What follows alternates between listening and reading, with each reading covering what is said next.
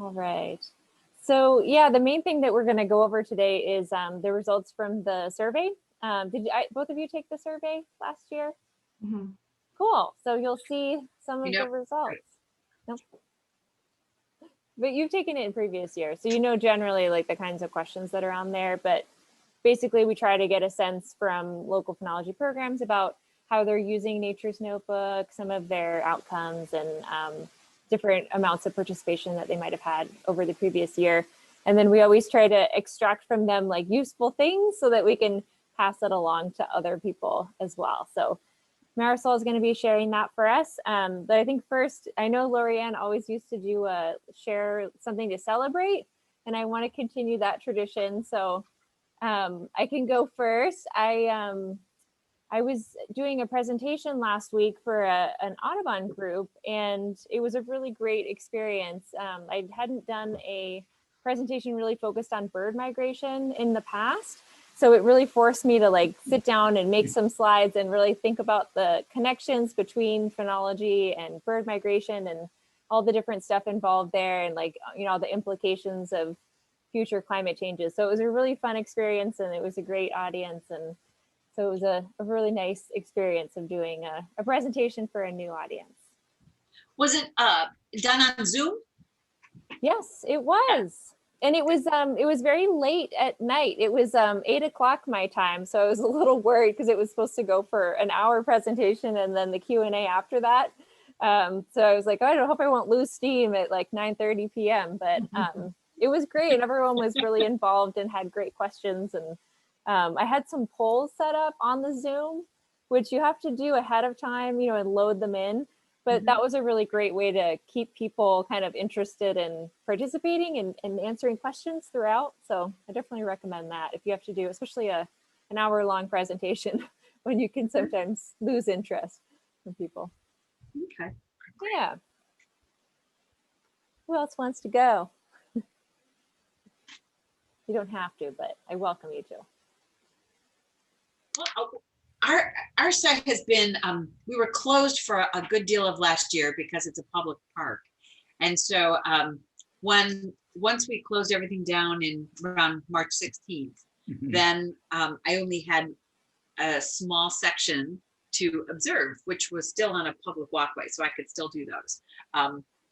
And I had another 1 or 2 volunteers that continued to work throughout. So that was a positive thing.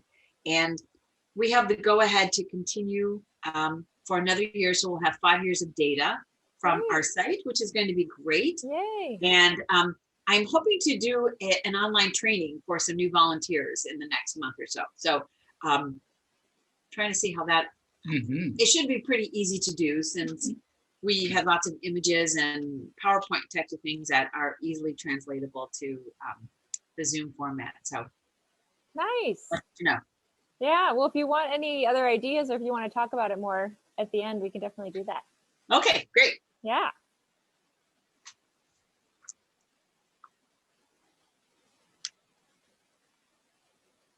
Anyone else want to share anything? I'm sorry, are we sharing something or? Oh yeah, if you want to, something to celebrate. I mean, you already mentioned you got your tags. That is something that's really cool. But if you want to share anything else about something that's positive that happened recently. Well, you know, we've been closed too, so just looking forward to, you know, opening up, and you know, the tags were a start. So I just had to make a decision and do it instead of waiting around to find out what's going to happen. So I imagine that everything will be fine and we'll get started. And I actually will have a head start now on everything. So I think that's a good thing. So great. Yeah, that's awesome.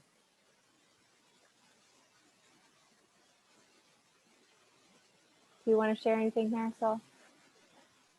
Sure. So I'm a student at the University of Arizona, and I also work with Dr. Erin Lean and Dr. Liz Baldwin, and we've been doing some data analysis on bufflegrass management. And recently we've been collecting our data to do a publication of our case study. So that'll be exciting. Awesome. That's really cool. All right. So let's I'll have you share your screen, Marisol, and then I don't know if I need to give you permission for that, but let me know if I do.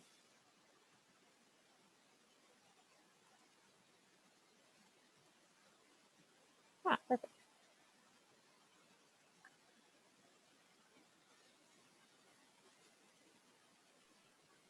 Maybe it will load.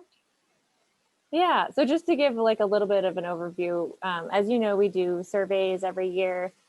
We have two different surveys. One is for people who signed up for a local phonology program but didn't contribute any data last year, which might have been for a variety of different reasons, but it's just to kind of follow up and ask them about what happened and where they got stuck.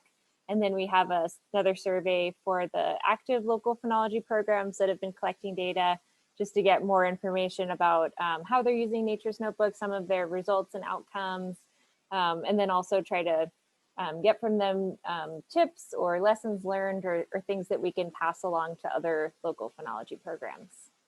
So I'll let you take it away. Alrighty, so here are our report results. Just to start off, we have some demographics here. A lot of our groups are botanical garden or arboretums, and as well as college and university campuses. We do have a lot of groups who involve college students in forms of like assignments or projects, so that's no surprise there. And then we have a smaller percentages for like land trusts and our cooperative extension programs, but they're still present there. We had 27 groups last year working with underrepresented communities.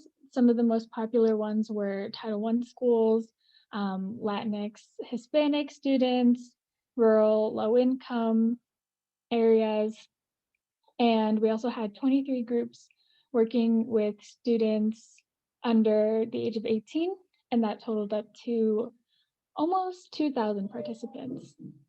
So that was pretty good. One of the questions we asked, if you remember, was like, why do you use Nature's Notebook? What is your purpose? So the leading answer was contributing to a national effort, engaging the public, and just monitoring some phenological cycles was also up there.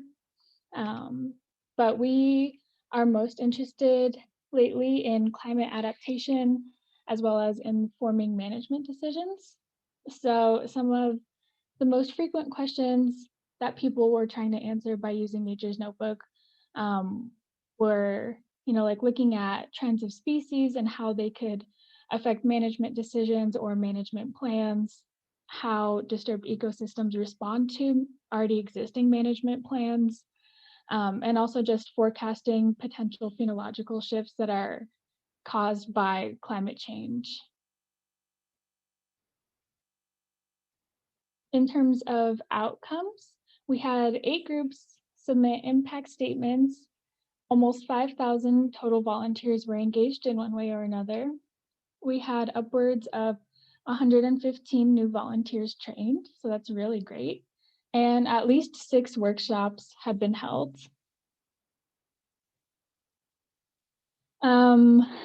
As we all know, COVID has been quite the issue the past couple of months. So it did have quite the effect on a lot of groups. 37 groups reported that they were affected by COVID-19, whether it was just because there were closures that prevented their observations or their group meetings, or just because it was, difficult to train in person. And all of those groups that were working with a lot of students saw a major decrease in their observations, or their projects were just halted altogether just because schools were closing. But some groups were able to move their resources online. A lot of them did Zoom training sessions to mitigate the in-person issue, and then a lot of people were also trying to use more newsletters and emails to stay communicated with their volunteers and with their group members. Another question that we asked on the survey was, which resources did you use?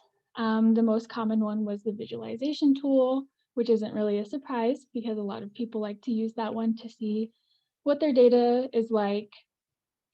And the least used one was host an event. Some tips that you all left on the survey, staying engaged with your volunteers, that was a big one, just because of the lack of in-person meetings that we had due to COVID. Also being consistent and patient with observations, even though it was really difficult to stay consistent with observations this year just because of all of the closures of parks or schools or whatever. It is important to be consistent, especially if you're using your data for management information. And also involving students and staff, it's a great way to build a little community and also to get students involved in research. And that is it. Thanks. So is there anything that you two would like us to go back to at all? I know like some of the resources in particular, I'm always curious if people have heard of all of the resources that we have. So maybe, I don't know if we can go back to that slide and just look at it, just to make sure that you're aware of all the stuff that we have, because I think sometimes it's not organized in the most intuitive way, or there's so much stuff on our website, it gets buried. So I'd love to hear if you guys have any input on like, oh, I didn't even know that that existed, or so, something like that. And if there's anything that you don't know what it means, just let me know.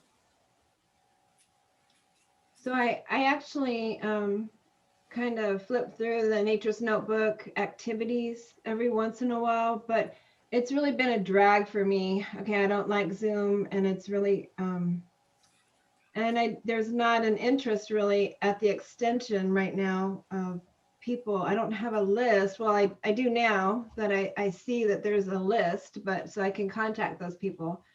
But yeah, there's so much great information on there. And so I'm really looking forward to getting to know some other people that are still interested in probably relearning some of the observation materials, so we can start up our program again. So is there a place where we can look at these, or I'm going to take a picture of this list. So. Yeah, that's probably good. Yeah, so I mean, it's all on the Nature's Notebook website, but the way that you get to each of these things is different. We do have, maybe I can show this. Let me find it on my browser. We have a page that's meant to be a resources page for local phonology leaders. And it has most of all that stuff on there. So that would probably be the best place to start. I will, let me share my screen too, and I will show where that is. Oh, thank you.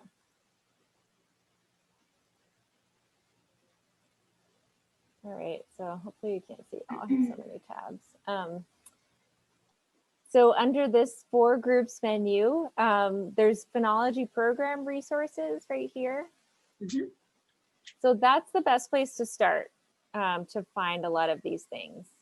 So there's the Community of Practice is the page where these calls are listed. We have information about the certification course, all of the program planning resources that we have. This also has a tips page that's compiled from a lot of these surveys in past years, where the local phonology leaders have given input on their suggestions for programs that are getting started.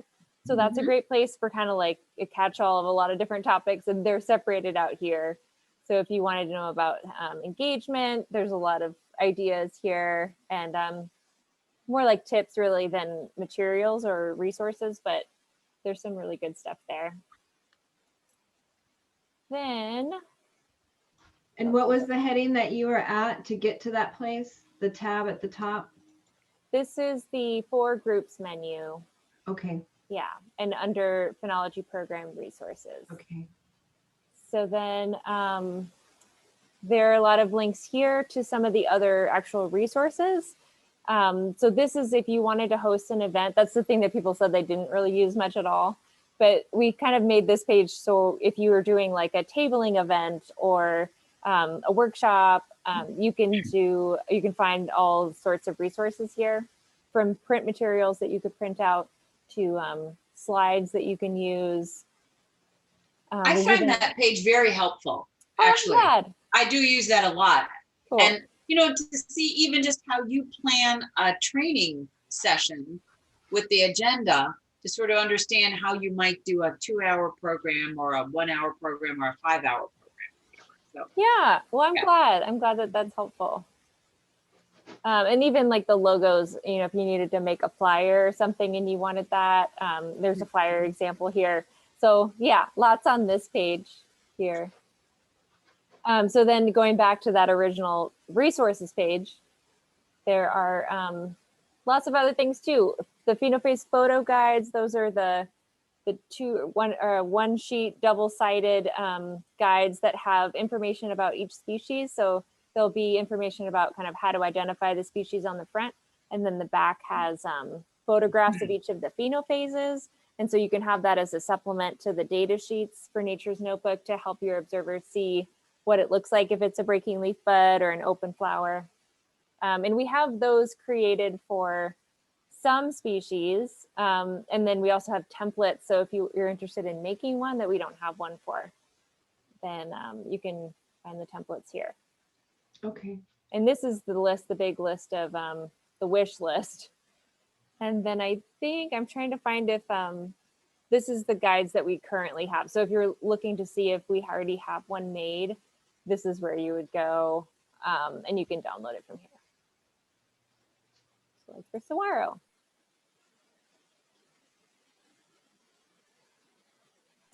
this is like, that is, you just can keep going and finding all sorts of cool things in this website. That's the part. I mean, I understand your,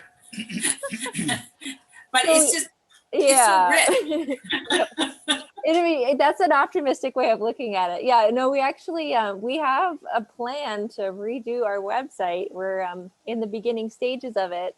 And in that process, we will be revisiting how all of this is presented, probably slimming down in a lot of ways some of the things that we feel like are very similar versions of the same thing. But we definitely want to maintain everything. It's just, yeah, giving people an easier way to find everything that maybe is more like a searchable archive, you know, that has tags rather than these kind of layers of pages where it's easy to get lost and then not being able to find where you were. Well, every orange highlighted thing, like you keep going further and further in, but it's like all good. So, Well, that's good. Thank you for saying that. And then this whole section is all of the tools you have to visualize your data as well. And we're going to actually go through a lot of those next time. So that yeah, would be that's really just helpful. briefly like where you would go to find some of that. I don't know if we want to go back to the slide, Marcel. Sorry, I The- over it.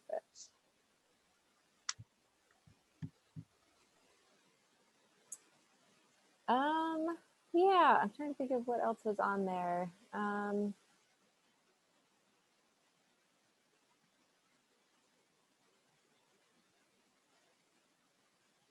Yeah. Oh yeah. So there's also a lot of stuff on our YouTube channel. And Marisol actually has also gone through and helped us reorganize that a little bit. So that's a great resource, especially with these Zoom trainings that you have to do. You know, if you don't want to have to use slides and present the whole time, you could show a couple short videos to kind of help illustrate what you're talking about.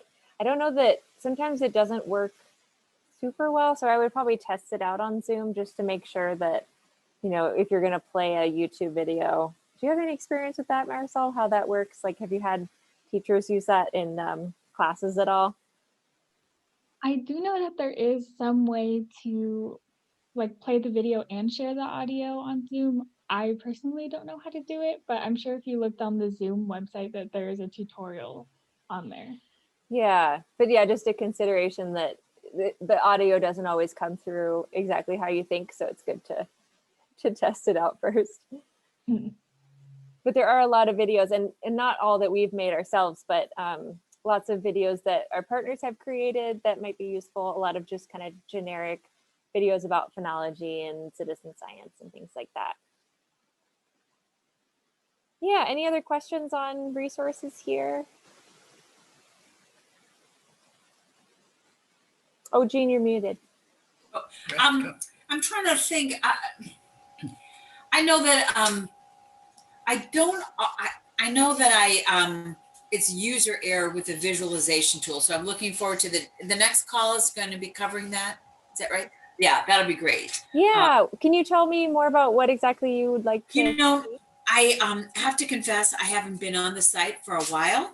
Mhm. We've had winter here and it's going to last a while. So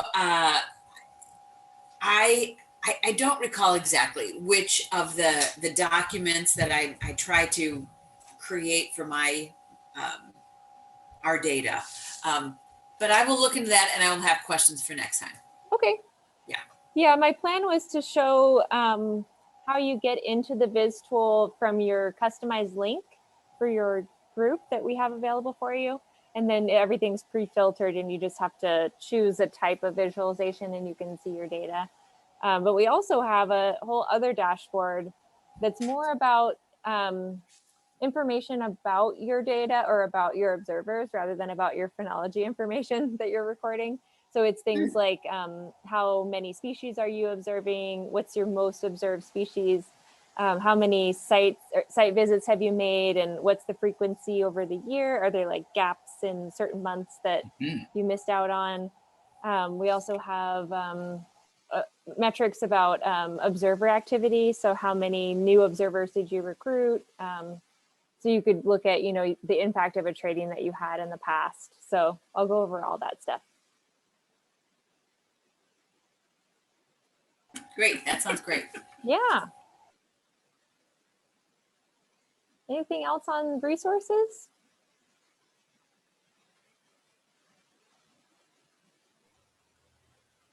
So if we have questions about how to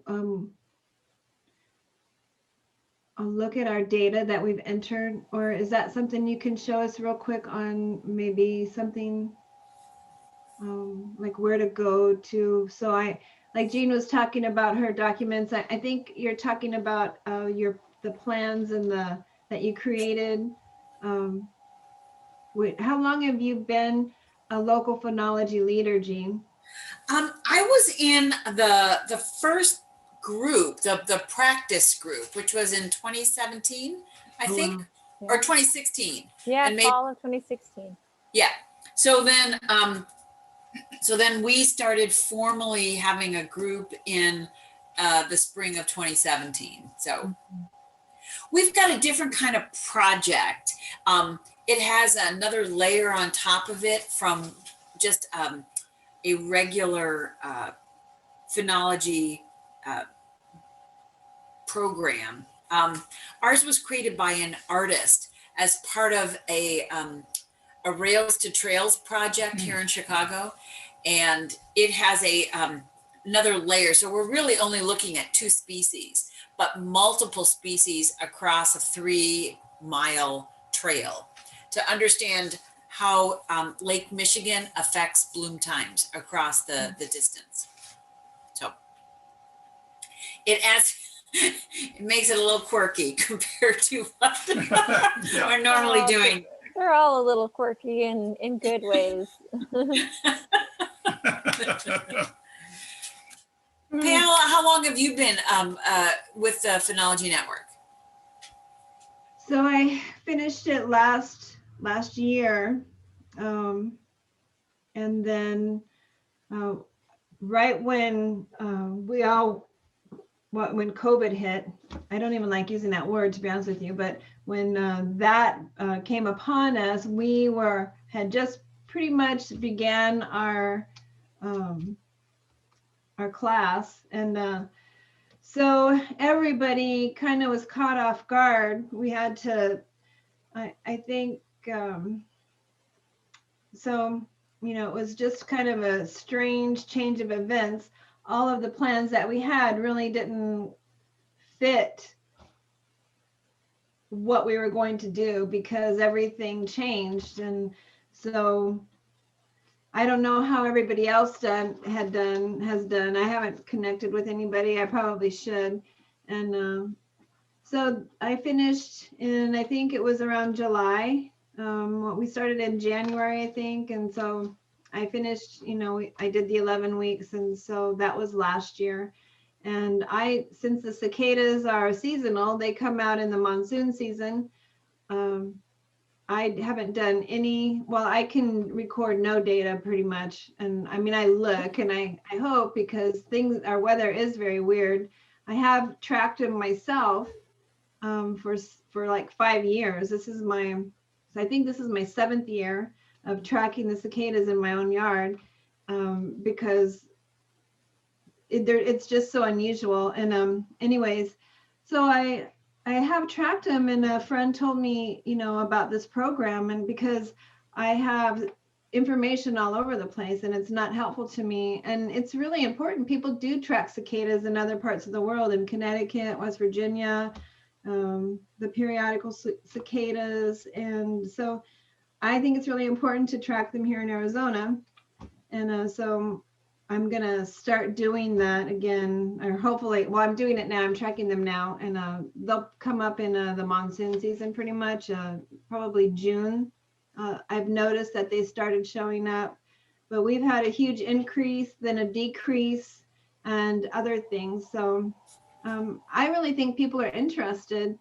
I grew up with cicadas, so they really mean a lot to me. My dad would take me cicada hunting, and then he would fly them on a string. I know we didn't hurt any, we untied them, but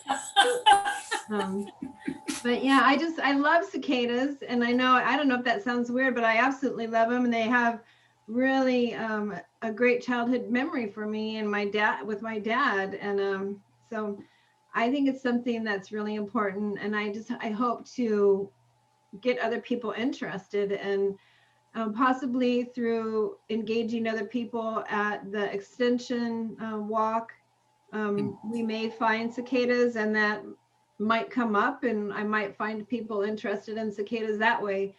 But it's not, I have found a few people, and I do have one girl, and but it's really, it really is kind of odd to some people. So I totally understand what you're talking about. And so.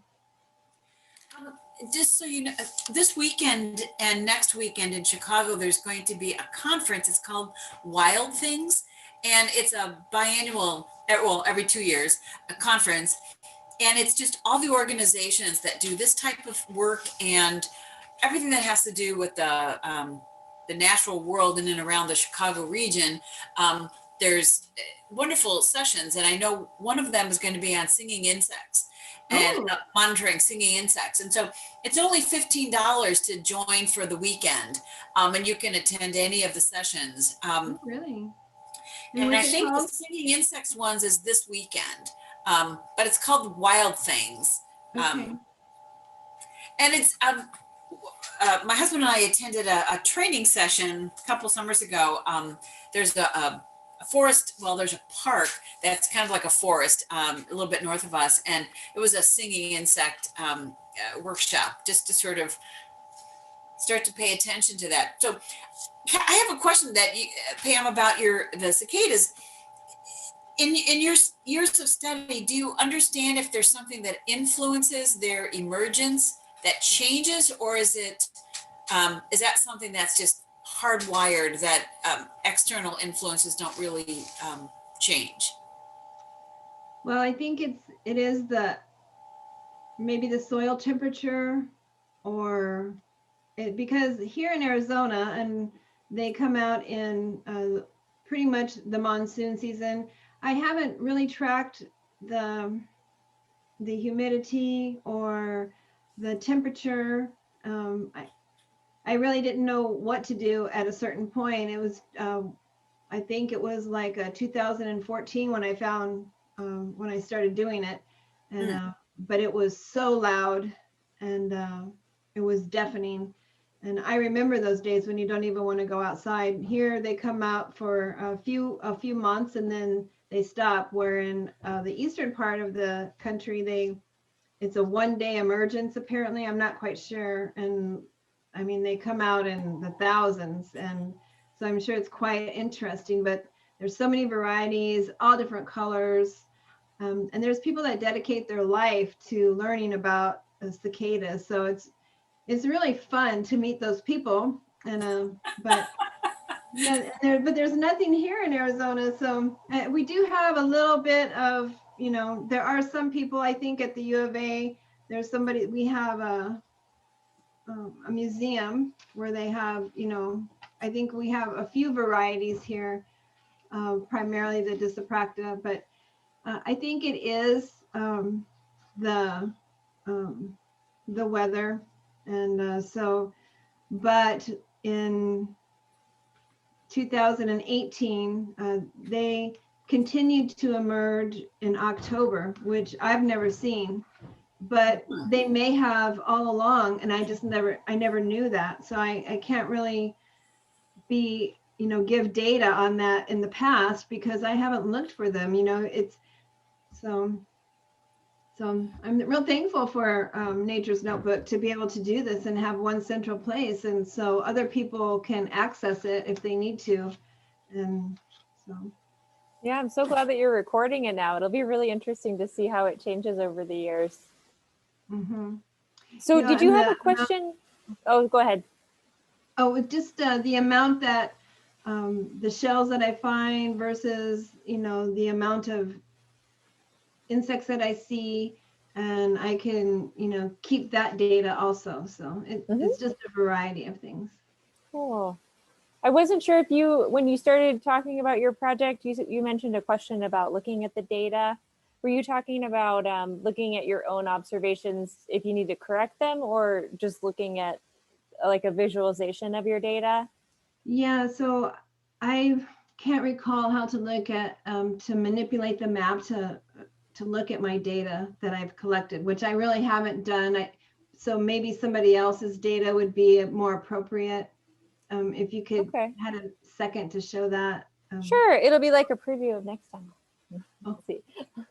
Yeah, because I will cover that, how to look at your data on the visualization tool. But yeah, let me just see if your group is on here. Oh, I should share my screen again.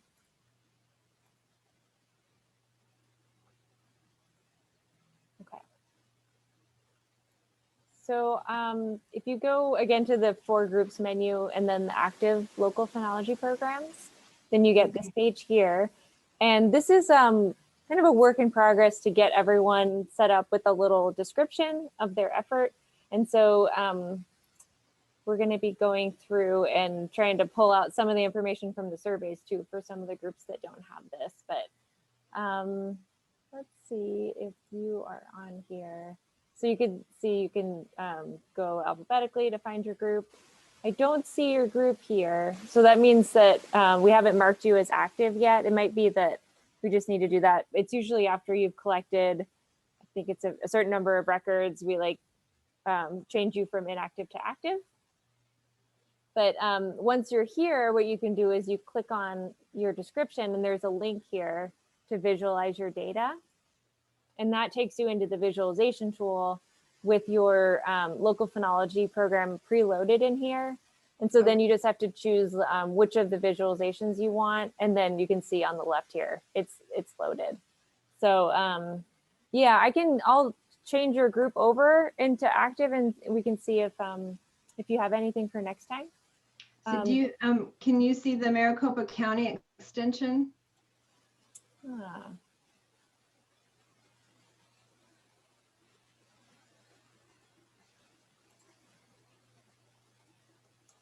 can also search.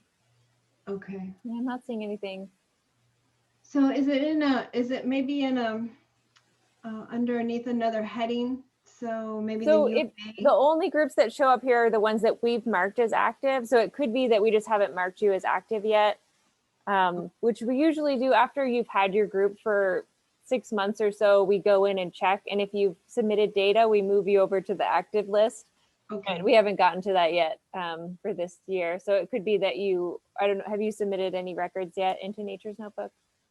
Yes. Yeah. So I have, I believe, and so how I view it is I go on my app and I look at the calendar, and that's how I see if I have entered data on that day. Yep. So. Yeah, that's perfect. So yeah, so if as long as you submitted records, we'll move you over to active status. So I can set that up for you and email you when I do it later.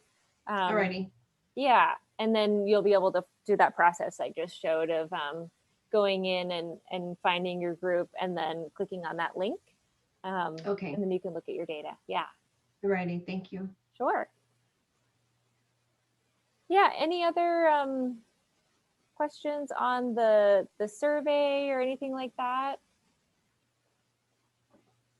I had a couple slides just with like some upcoming events I wanted to make sure you guys were aware of, but if there's any other questions, or Jean, if you want to talk about your training at all, we can do that too. No, that's okay. I'm gonna check out a few things. I've got an oven timer going, so let me go get that and I'll be right back. I will, let's see.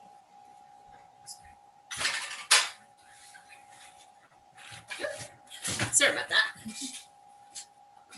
Okay.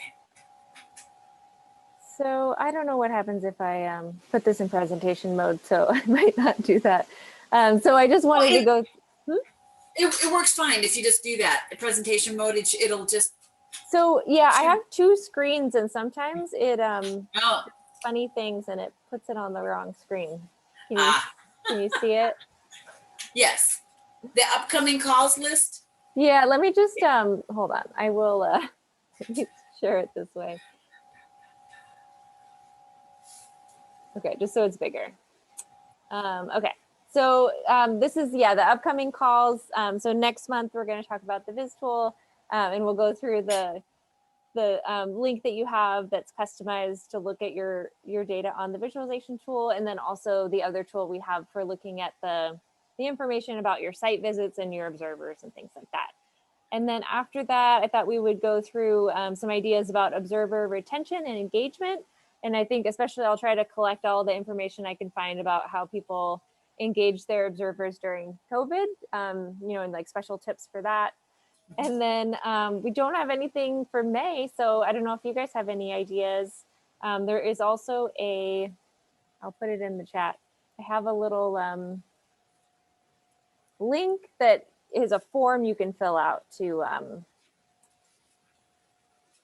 request topics in case you think of something later.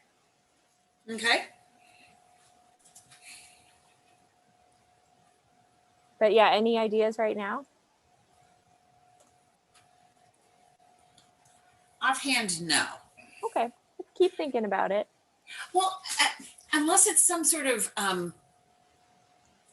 people like somehow sharing examples from across a theme or something, like labeling plants or I don't know, something.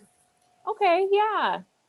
Like kind of practical things about like setting up your sites and making plant tags and maps and things like that. Yeah, if there's sort of that grab bag of ideas, because I think sometimes you don't have a sense of, well, you sort of do one approach based on your finances or your the sort of schema that's your organization already had in place, but there might be some other examples that might be useful. I don't know if that's worthwhile. Yeah, I like that.